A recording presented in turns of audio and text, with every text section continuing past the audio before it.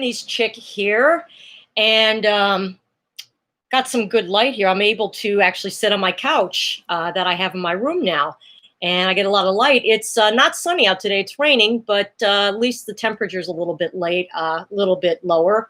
And yeah, so I went on a little late today. I was kind of feeling a little tired. I had a job interview this morning, and of course the job 1099's you, and I'm like, no, that's not cool. So, and it's a little bit further away than where I live, so I figured, now I'll just so super stupid. What is?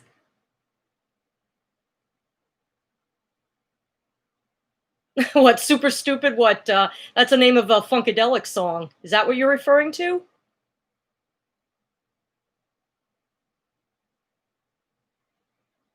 Ah, okay.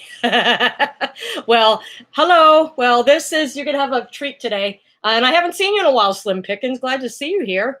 I got a treat for you today. It doesn't last. It's not really full. It's maybe more than a half hour. I got a treat for you today. It is this compilation that I found called Florida Funk from 1968 to 1975. It's well, yeah. Thanks, Slim Pickens. Anyway, so I found this little tidbit on Amazon, and I like when they have streaming, when you can go listen, so you can listen before you buy. And I liked what I heard in a lot of this. There's a lot of songs that I prefer, and let me get my glasses. Most of the songs are good on here. Anyway, there's let's see, and I can read. There's different songs, the names, and some of the stories behind it. And what I'm going to have to do, I can describe some of the music, some of the liner notes here. And since whenever I record live, when I play the music, it's very, very hard to hear. Sometimes it gets, I don't know why, it gets tinny. So I may have to turn it up loud and maybe not talk for a while so you can kind of hear. I'll play like excerpts of different ones. Let's see. The very first song I'm going to play, it's called, okay. Let's see here. Where is it? I don't know. The Universals. The name of the band is Universals, and it's a song called New Generation, which was recorded 1970 at BJ Studios in Orlando, Florida. So let's get started here. Let's see here. Yeah, of course, like I said, these are unknown bands that maybe had a one hit or maybe an album. But here we'll start off with the Universals and New Generation.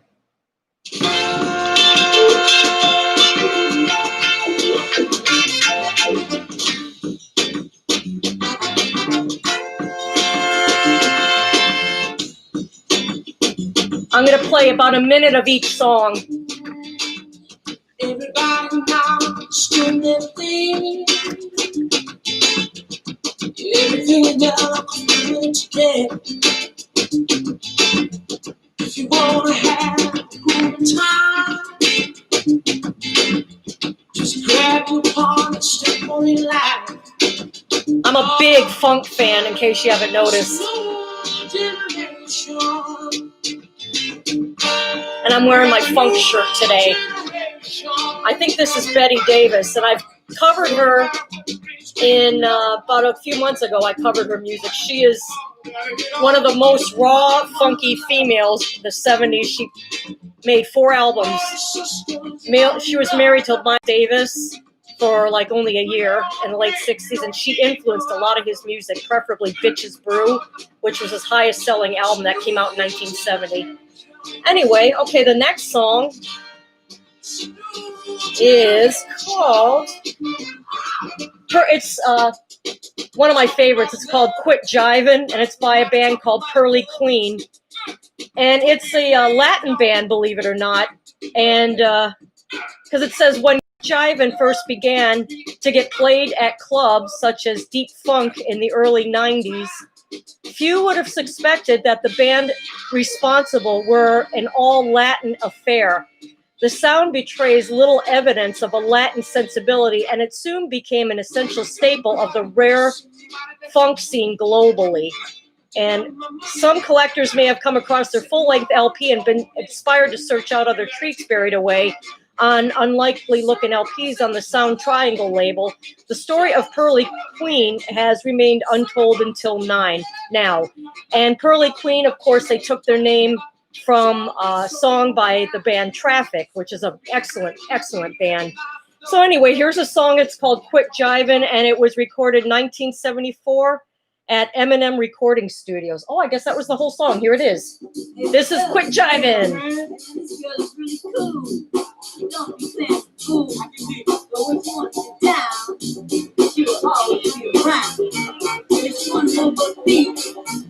In Hialeah, Florida. This was recorded right by me.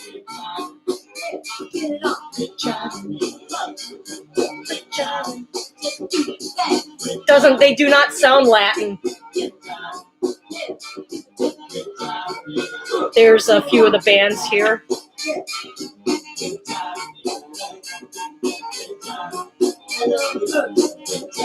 And they also have, there's also compilations, yeah, there's Carolina funk and there's California funk. But yeah, of course I chose Florida because that's where I live and where I was raised. Wasn't born here, but I was raised here.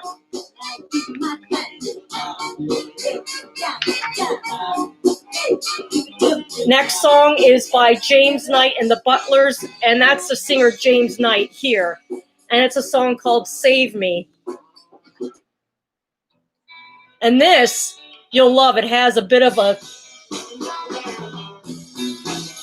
I think it's this one. Now there's one of them, I can't remember which one it is, but it has a Doors-like feel. The keyboards, you can just picture Jim Morrison singing on it. And I think it's, I'm not too sure which one. I thought it was this one, but it's not. I think it's called, well, I'll be showing it to you anyway. But, yeah, this one was recorded in 1972 at TK Studios in Miami. And that's where, I believe that was where KC and the Sunshine Band recorded. Their KC is still here. And as a matter of fact, my hubby knows this guy named Jeff who plays bass for them whenever they come out here in Florida. And I saw him on a commercial here too when they were coming down here. This was in I think 2012 or 2013, and you could see him in the back hitting the funky bass. So let's see. James Knight was quoted as saying, "We had one of the baddest bands in the state of Florida. Nobody could walk up on us. Nobody." Yeah, this one I like, but it's not one of my favorites. Next one is called Super Cool, and it's by a band called Carrie Riley and the Fascinations. Recorded in 1975 at Central Sound Studio in Auburndale, Florida.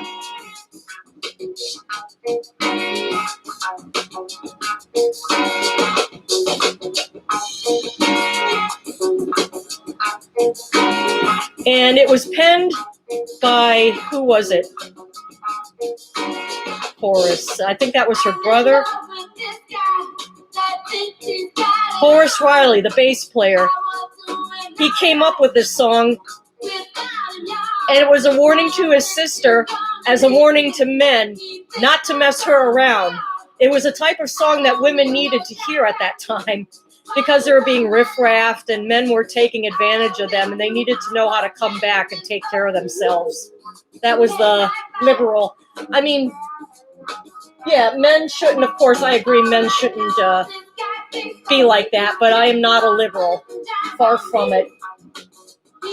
I don't believe in all that, anti-men, I mean, granted, I would never want a man. My hubby's a wonderful man. I wouldn't want a man, pushing me around or slapping me around. But yeah, there's always, men always get a bad rap. And yeah, I see both sides. Anyway, enough of my politics. Next one is called Cutting Room Hot Pants. I don't know what cutting room means. But what did it? Oh, this one, Ocean Liners. This a band consisted of Jerome Smith and Robert Shotgun Johnson, who joined Casey and the Sunshine Band after this was released. And it was recorded at the, where was it recorded? It doesn't say here. Oh, and Jerome Smith died of a freak accident. I think he was on a forklift or something, and he fell off, and the forklift ran over him. Very tragic. Oh, the connection on my mouse was lost. Okay. So anyway, let's get to this song called Hot Pants, or Cutting Room / Hot Pants.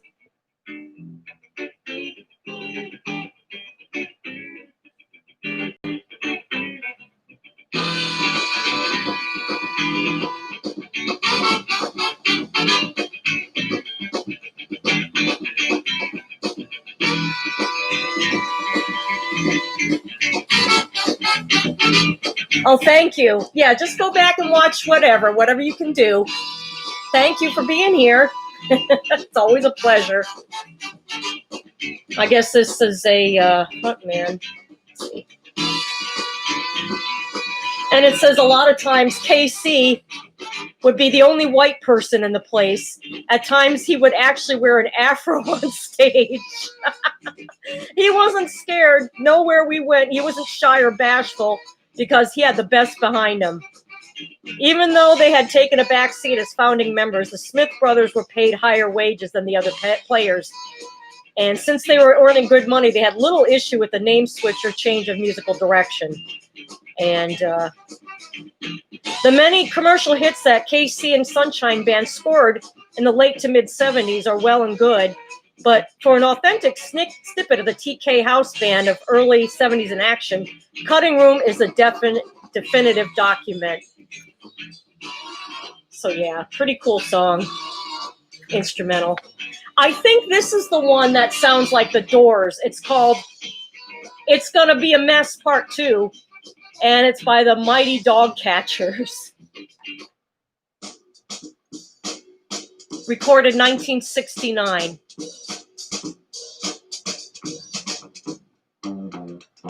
I love that fuzzy bass.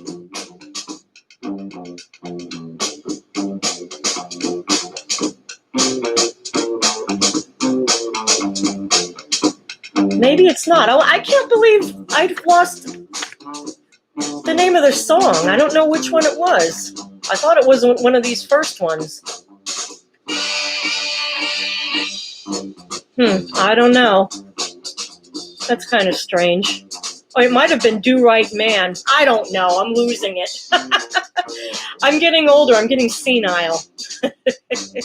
You gotta excuse me a little bit. So let's see. The tempo did pick up. It says, my only thing with that song was that the tempo picked up. The drummer got excited. So it did pick up slightly. I love the organ.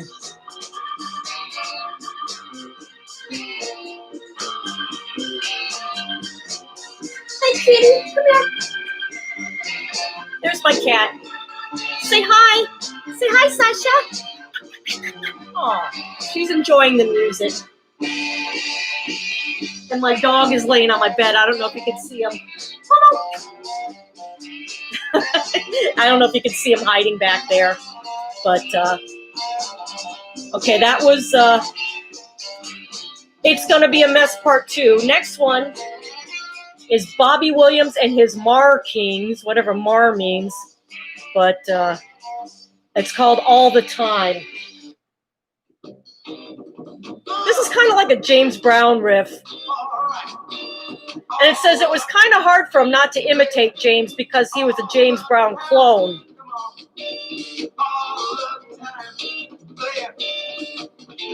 And his name was Bobby Williams. And in one song, Make It Funky by James Brown, he says, what you gonna do, Bobby? I don't know. But whatever we do, gotta be funk, make it funky.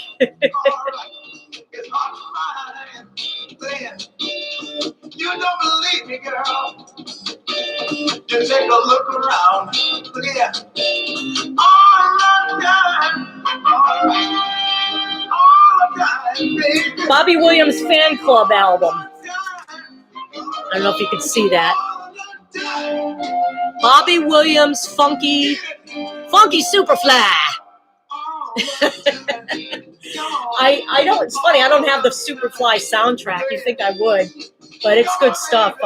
Curtis Mayfield was awesome. And next one, let's see. In his later years, Bobby became disillusioned with the music industry and took up a job as a chef. Although he continued to perform on a small scale locally. And actually, it's a somewhat unique in the music business. It's difficult to find anyone who has negative memories of their time working with Bobby. You couldn't have found a better guy. That's why he died broke.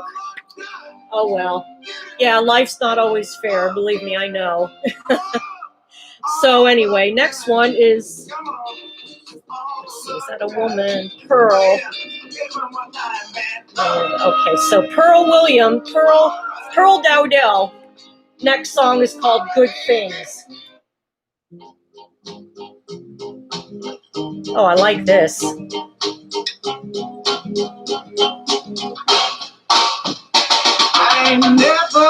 Oh, here it is. This is the one that sounds a little like the Doors. Hear that keyboard? That's like Manzarek all the way. And this was recorded in 1970 at the ever-famous Criteria Studios in Miami, Florida. Criteria is where the Eagles recorded their Hotel California album. Eric and the Dominoes, who I covered, recorded Layla, the Layla album.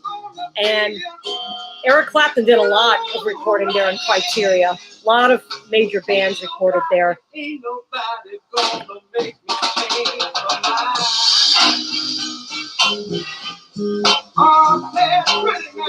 Oh, Pearl Dowdell. I thought it was a woman. Oh, wait a minute. For a singer remembered primarily for her looks, Pearl also complements the tightly threaded backing with a weighty and spirited related band known as All the People. That does not sound like a woman. Yeah, unremarkable.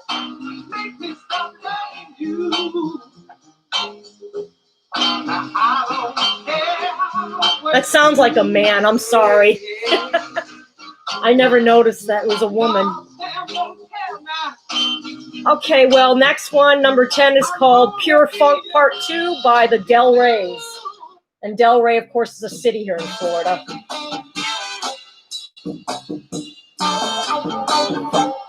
Darling, your love. Now, this is a woman. Oh, wait a minute. I got the wrong... And I'll do anything you tell me to. Did I miss something here?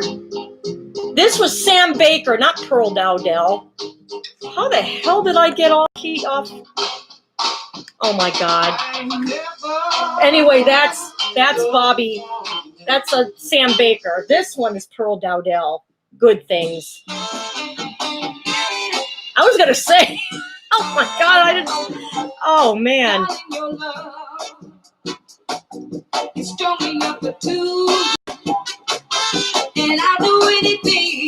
This one recorded in 1970, also at Criteria Studios.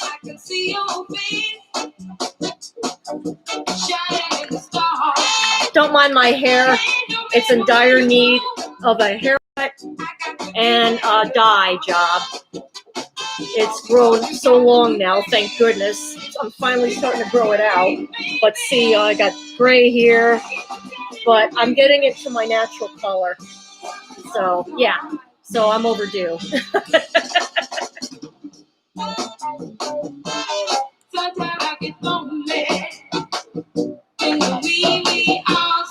see here. Oh, geez, they're talking about her attractiveness and her body. I gotta look her up. I bet you it's the body that I wish I had. I don't know. Oh my God. The next song, the Del Rey's Pure Funk Part 2,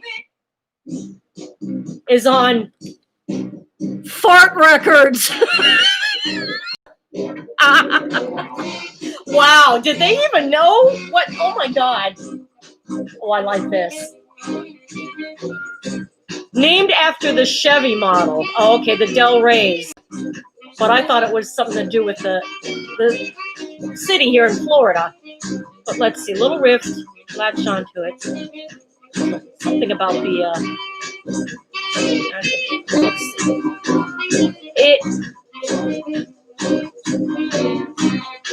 Oh yeah, it does say something here. It says, this one reads, God,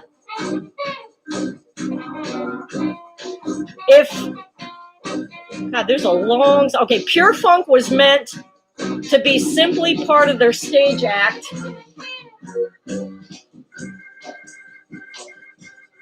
A jam track to get people open, but its popularity at shows led the band to eventually release it on the rather unfortunately named Fart imprint. Nobody in the band can explain the rationale behind that piece of visionary marketing, but mention of the Fart label does elicit reflective laughter. And this was recorded in 1972 at Titan Sound Studios in Largo, Florida, West Coast, on the West Coast. My hubby just walked home saying hi to my dog. I'm playing some Florida funk. Hey, give a shout out.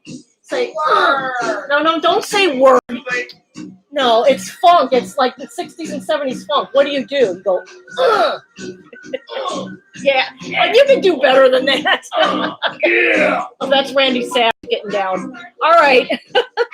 Now the next one is a singer called Little Beaver. Everybody Has Some Dues to Pay, parts 1 and 2. Oh, that tempo just went down. That's kind of weird. Sounds good though. Oh, this is the end of the song. Good. It's called Everybody. It calls Everybody Has Some Dues to Pay.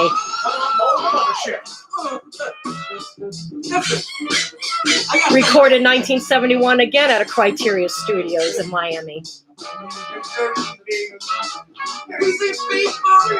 His backing band was called Thunder, Lightning, and Rain Combo.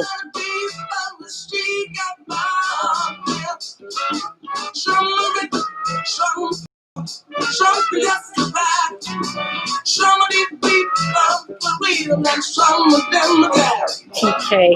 And Little Beaver soon be moving to a studio residency at TK Records.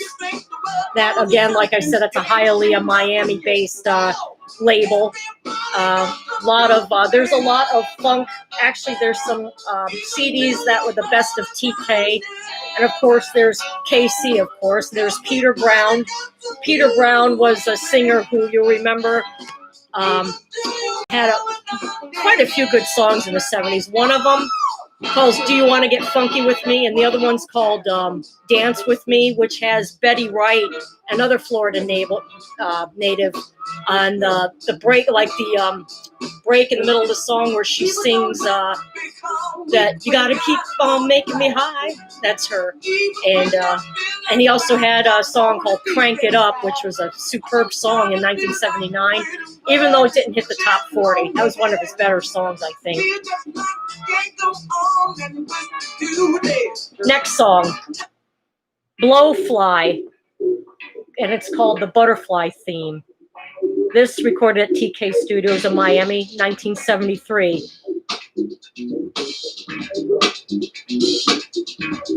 Again, James Knight, lead guitar.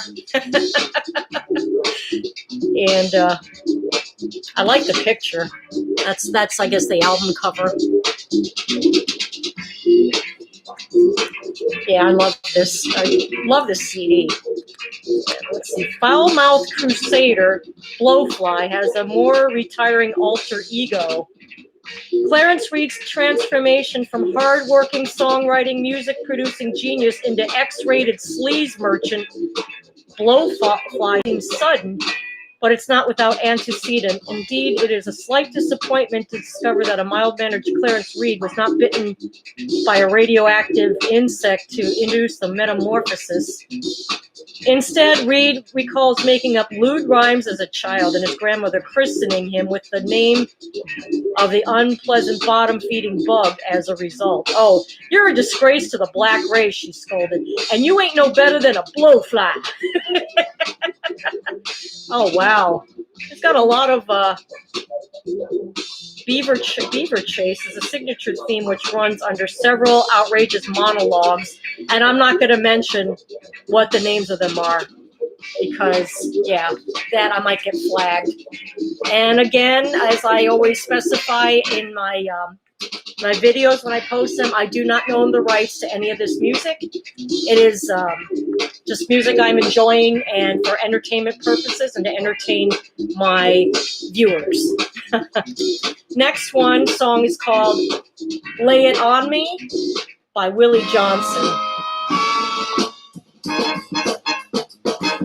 Another TK studio recording, recorded 1971.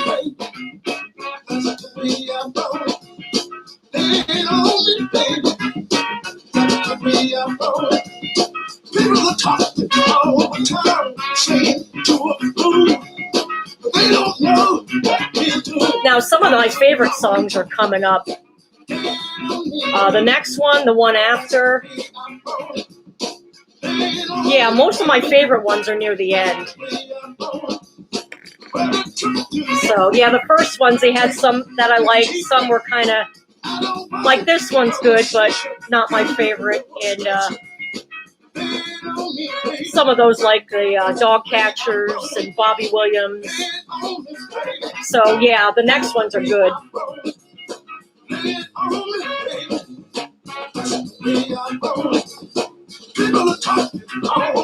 Okay, next one of my absolute favorites, The Outlaw Gang and Funky Fast Bump. One of my favorites. I'm gonna close these out here.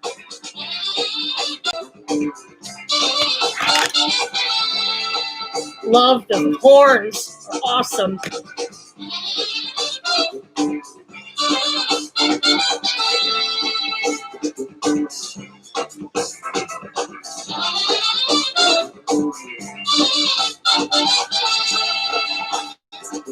Recorded 1974 at an unknown studio in Largo, Florida.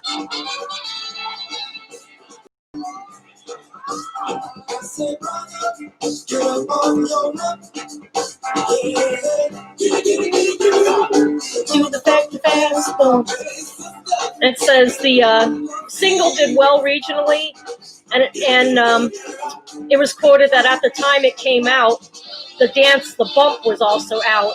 So anything that had that name in it at the time would catch on. It was a fad or trend thing, so it just worked out.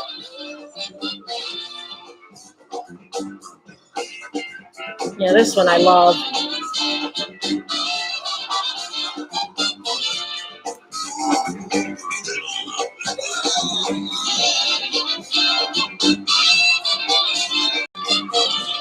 The next one is a Latin funk song, and it's by Luis Santi y su Conjunto, Los Feligreses. Recorded 1975 at Eminem Recording Studios in Hialeah. I like this one too. Those keyboards are, like I said, 1975 was my favorite, one of my favorite years for music. One of my all-time favorites of my childhood too.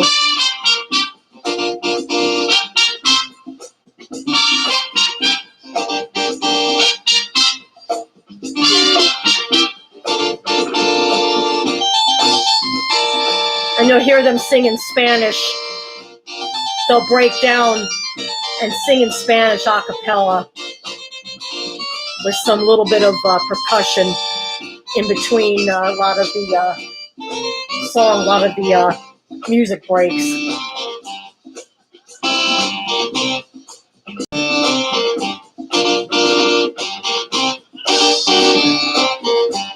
Feligreses literally means churchgoers, and the and the unusual chant.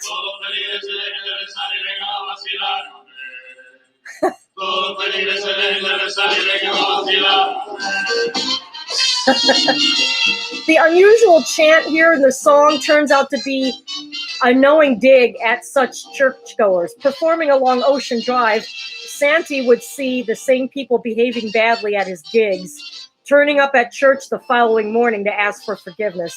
We call them hypocrites and make a big joke about it. That became the song Feligreses. It was a chant to them saying, go to church and confess, but come back here to party with us. I love it. Next band is called Coke, and it's another Latin band, and a song called Na Na. I think that's all they sing. A band called Coke, recorded in 1973 at M&M Studios in Hialeah. Again, na na na na na na. Na na na na na na. Na na na na na na. This would prove to be one of Coke's most popular songs, but its conception was less grand design than a happy accident, as the organist Jose Rubio explains. That was born out of a high school dance that we played. We were playing our hit songs, and the kids were going wild. And then we said, let's jam something. Let's do something different. Ariel Hernandez started with the bass. I came in with the organ and the chords. Everybody joined in. Then Peter Fernandez came in with the melody and the lyrics spontaneously. And they released an album. I love the look of this.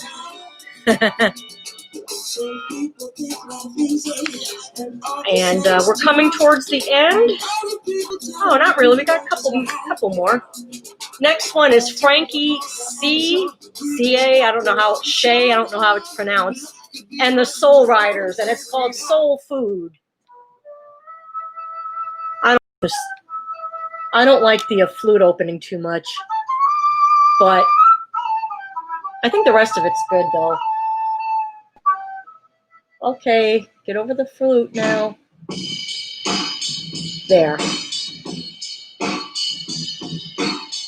Those drums are recorded at Tropical Studios in Miami, 1969. Oh yeah, that's much better. Oh, that's much better. I'm so comfy now that I have a couch back here, and I got the laptop here on the couch arms here, the pillows, and I got to get another cover. I've got one here on the a tapestry. It's a mandala cover to lay on, and then I got to get another one because this one's too small to cover the entire. I got a twin size, and I should have gotten like a queen size or a full. So anyway, that being said, anything remarkable? Soul Food itself is a crashing, stomping instrumental workout, well loved amongst breakbeat enthusiasts for its lazy tempo and feel. And of course, the earth-shaking drums that crash in after the atmospheric flute intro. Yeah, they do crash in after that. Next song is by a band called The Third Guitar, and it's called Baby Don't Cry.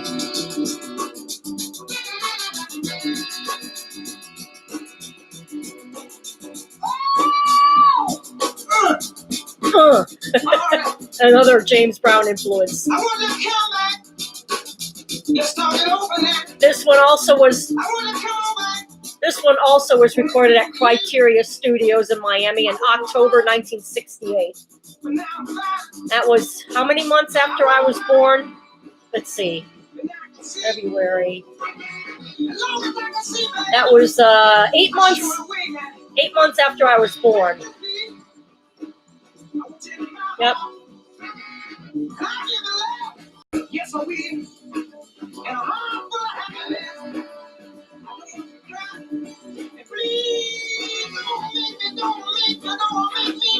They grew into a band, and the name Third Guitar came about as a guitarist, Snoopy Dean, was teaching Eddie to play guitar, in effect, giving the band a third guitar, although Eddie was never to play guitar live. So, Please, I don't want you to weep, and I don't want you to make me cry. Come on now. an energetic and charismatic band leader was Eddie Holloway. He introduced psychedelic light shows and spontaneously performed gymnastics on stage, and even directed drummer Jimmy Goo Goo Moo during the incredible drum breakdown that Baby Don't Cry is so famous for, dancing energetically in front of him and wildly gesticulating what he wanted him to do. Doing what came naturally, he always felt rhythm was most important. He told us music makes you do a lot of things that you can't do when it's not there, which is inspiring in itself. Okay, next one is called Spiderweb, and it's by Weston Prim and Backlash. No, it is Weston Prim and Blacklash. Spiderweb. Yeah, big it up. Big it up. Like they say in Jamaica, big it up. This is a nice tight groove here. This was recorded in 1972 at Gwen Recording Service, actually in Albany, Georgia. That's kind of weird. I don't know why it's included in here. Well, the band was from Gainesville. And they had a 300-pound vocalist named Weston Prim fronting their talented multiracial crew, making them instantly recognizable from the bandstand. Speaking of 300-pound vocalists, I covered a band in my 1971, if you want to look back at that. It was called Baby Huey, and he had a band called the Babysitters. Excellent album. It's just called Baby Huey and the Babysitters. And their only album, he died in the middle of the album being recorded. He was into heroin. You know, he was very overweight, 350 pounds, and had heroin, and eventually killed him. He was only 20, let's see, he was 1944. I think he was 25 or 26. Such a shame, but that album, it's called Huey the Legend, or a Legend. Huey, Baby Huey and the Babysitters, Living Legend. I think that's the name of the album. I haven't listened to it in a long time, but definitely get that if you're interested. It's an awesome album. So, where are we now? Next one is a band called the Monterey's, and it's called Get Down. Recorded at Tampa 70 Studios in Tampa, Florida in 1971.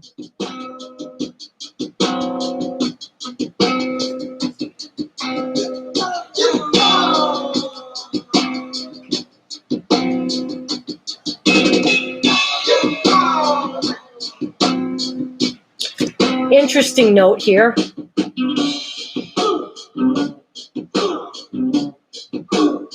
After some communication with Berry Gordy at Motown, the Monterey's had then made some positive contact with Norman Whitfield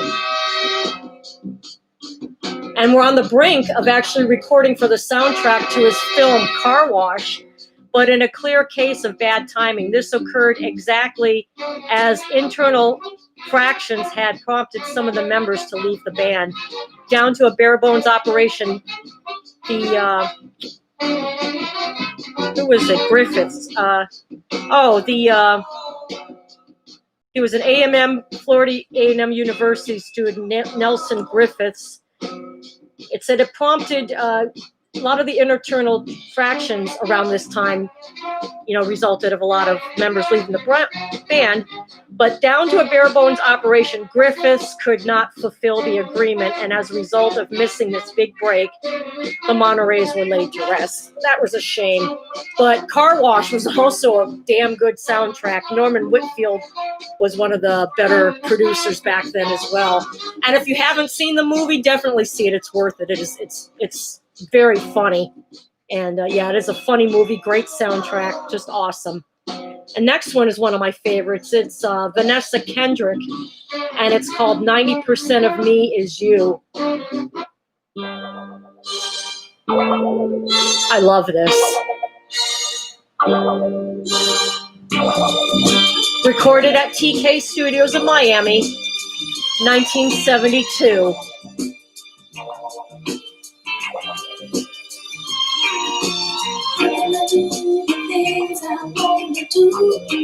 Beautiful voice. Is you. And look at her here. She's like, you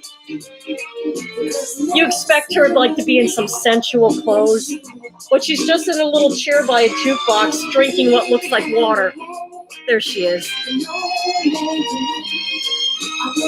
Tiny little thing.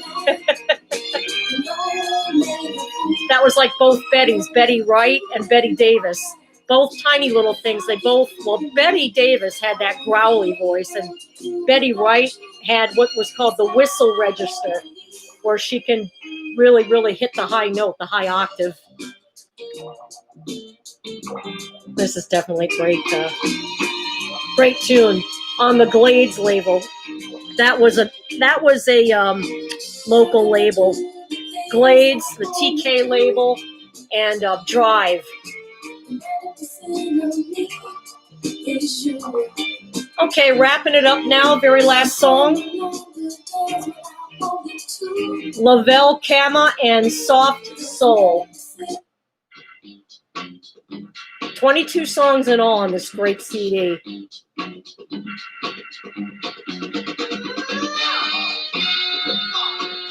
Recorded 1971 at Jewel/Paula Recording Studios in Shreveport, Louisiana.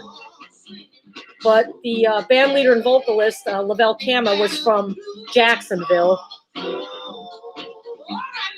Moved to Fort Lauderdale, but I guess they entirely recorded for the Jewel Paula Enterprise, which is based in Shreveport, Louisiana. The band was passing through, and Kama was invited in to record with the in-house band. And one of the songs they recorded that day, Little Things, got released on Jewel, but the newer, funkier version of Soft Soul was left on the shelf. But preserving the original arrangement, but performed with a decidedly more vibrant energy, as you can hear, the drummer amplifies the feel with an intricate and busy shuffle pattern. The horn section also adds extra potency, not heard on the earlier take. There was obviously an earlier take of this. And Kama himself felt the horns were an improvement on his own players. But it was unclear as why the track was never issued, though Kama remembers the record company going through a significant period of change, which was serious enough to cause disruption to the release schedule. But thank goodness it was released on this disc. So anyway, that was his tour bus, and that was Bill, and that was I always love those old time. I see a lot of these CDs that are unknown bands, preferably soul and R&B, that have those bill, whatever they're called, playbills or whatever. And they have these little bitty pictures here and there, like they're in like a star or something. But yes, this you can find this. I think they still have this available on Amazon website. So that wraps it up for now. I'm glad to see you again, Slim Pickets. I hope you enjoyed the show. And everybody, you have a very wonderful weekend. And I will see you back again on Monday at either 2 p.m. or 2:30. I started a little late today, but yeah, I'll probably make it again 2 p.m. next week at Monday afternoon. Have a wonderful weekend, everybody. Bye-bye.